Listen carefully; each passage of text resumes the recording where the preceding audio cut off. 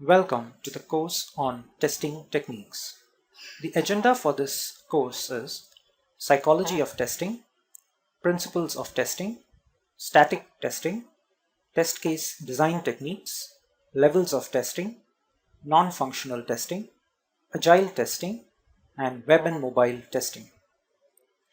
Let us move into the first topic, Psychology of Testing. To gain an understanding of the psychology of testing, let us consider some of the commonly used definitions of testing.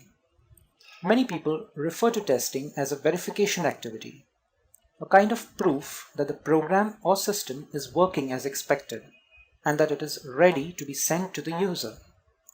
However, this kind of activity does not add any value to the program. Adding value would mean that the quality of the program has improved through testing, and this is possible only if errors are found and fixed rather than if errors are not found.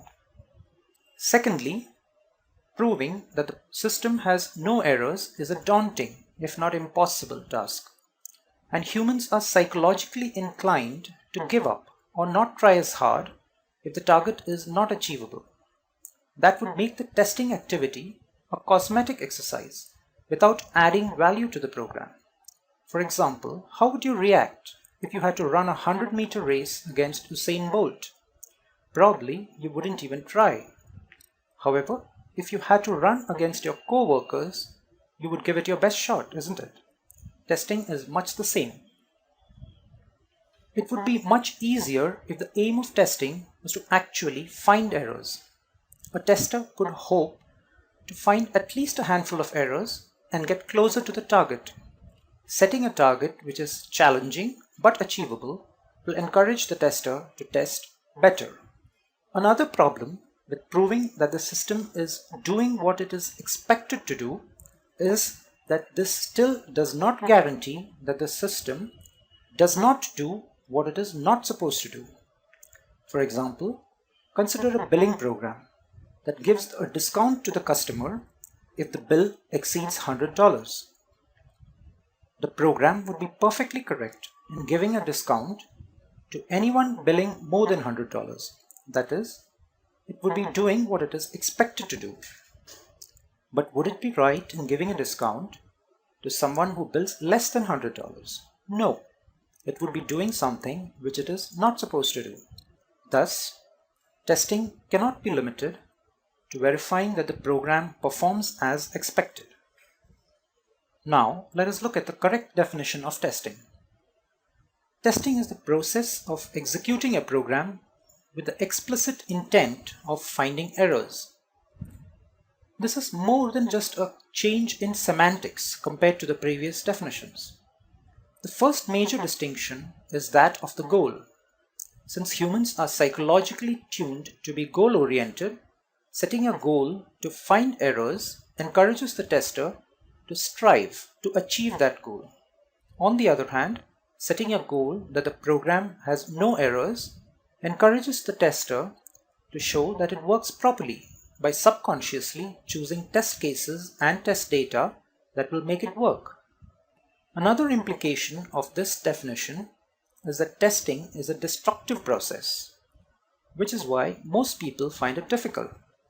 By nature, most people tend to be constructive rather than destructive, and hence there is an implicit bias in the human mind to show that the program works.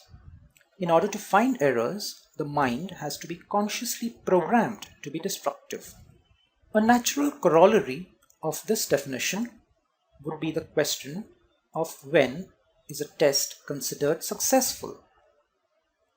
According to this definition, it follows that a test would be considered successful if it is able to discover an error which has not yet been discovered. This is contrary to what some people call a successful test run, a test cycle that goes through without any errors.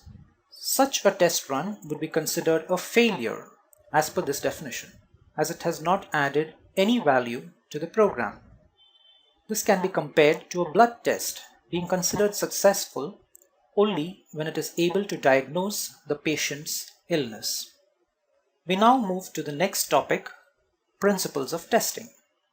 The first principle is that the test case should clearly have two components: the inputs to the program and the expected outputs from the program. While this might seem like the most obvious thing to do, unfortunately, this is not always practiced. Quite often, testing proceeds along ad hoc lines with undocumented test cases, or even if documented, only the test cases are documented without the expected results. The problem with this approach is that when you do not know what you're looking for, any result or even a partially correct result might seem acceptable.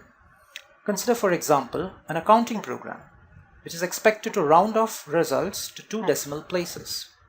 If the expected output showing the result in 2 decimal places is not documented before testing begins, the tester might get carried away by seeing the correct value, even if it has only 1 decimal place.